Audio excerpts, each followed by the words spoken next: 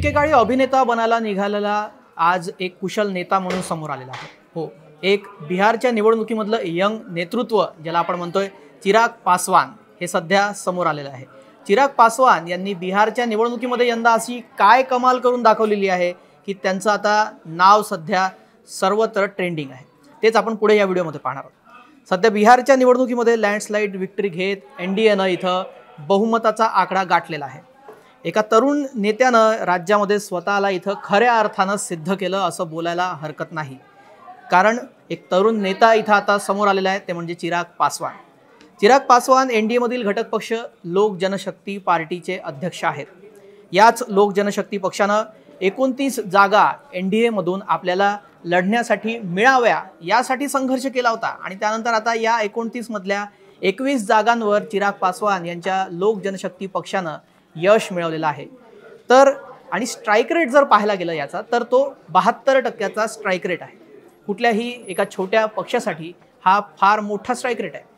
आता गेल्या वर्षी लोकसभेमध्ये 5 जागा चिराग पासवान यांच्या लोक जनशक्ती पक्षानं लढवलेल्या होत्या आणि त्यामधल्या 5ही जागांवर त्यांनी यश मिळवलं होतं।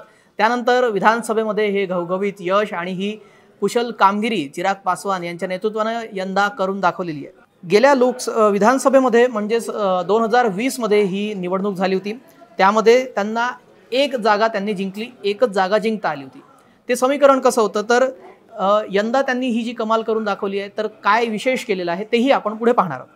गेल्या विधानसभा निवडणुकीमध्ये नितीश कुमार यांच्याशी त्यांचे मतभेद झालेले होते आणि त्यानंतर त्यांनी स्वतंत्रपणे निवडणूक लढवण्याचं ठरवलं आणि 130 जागा त्यांनी लढवल्या। आता 130 जागांपैकी एकच जागेवर त्यांचा जो उमेदवार आहे तो निवडून आला आणि त्यांना फक्त एकच जागा मिळाली होती। त्यामुळे वडिलांकडून मिळालेला वारसा पुढे कंटिन्यू करण्यासाठी चिराग पासवान हे कुशल नेतृत्व नाही असं बोलू लागलं। सगळीकडे अशा चर्चा सुरू झाल्या।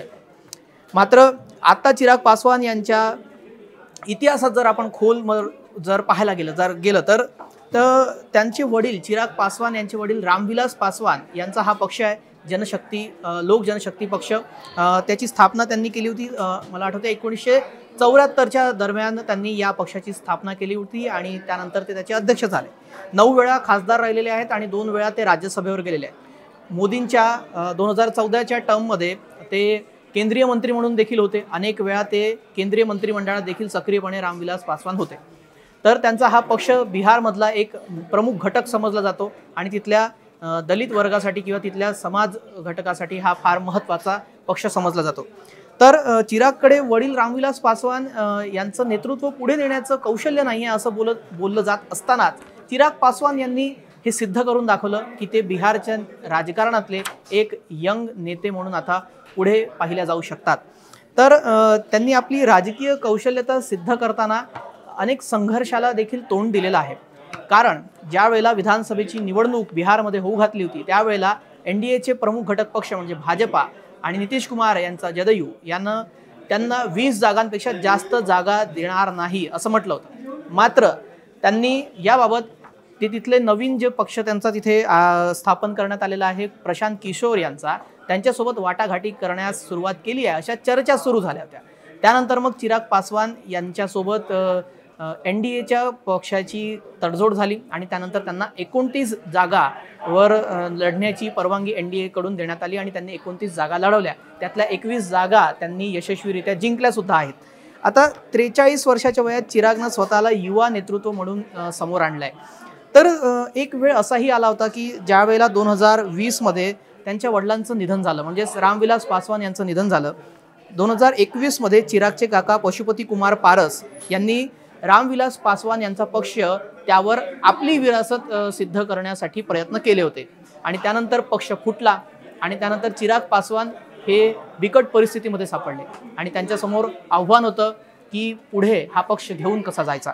त्यानंतर त्यांनी स्वतःला युवा बिहारी म्हटलं आणि दलितांच्या हिताचं समर्थन करण्याच्या त्यांच्या पक्षाच्या मुळाशी ते चिटकून राहिले आणि त्याचंच यश त्यांना मिळताना दिसतंय। चिराग आणि इतर पक्षाने 2024 मध्ये लोकसभेमध्ये 100% स्ट्राइक रेट दाखवला।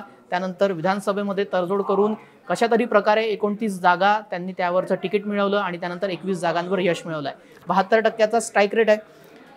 त्यानंतर चिरागनं आपण पाहतोय तर मी तुम्हाला सुरुवातीलाच बोललो होतो की अभिनेता ते नेता असा हा प्रवास आहे. तर चिराग पासवान यांचा एक चित्रपट देखील आला होता 2011मध्ये. त्यामध्ये ते मेन लीड होते. मिले ना मिले हम या चित्रपटामध्ये कंगना रनौत यांच्यासोबत त्यांनी काम केलेलं होतं. आज कोइन्सिडन्स बघा की हे दोन्ही अभिनेता आज राजकारणामध्ये पूर्णपणे सक्रिय आहेत. तर तुम्हाला ही माहिती कशी वाटली हे कमेंट करून आम्हाला नक्की सांगा आणि असेच अपडेट पाहण्यासाठी न्यूज 18 लोकमतला सबस्क्राईब करायला विसरू नका.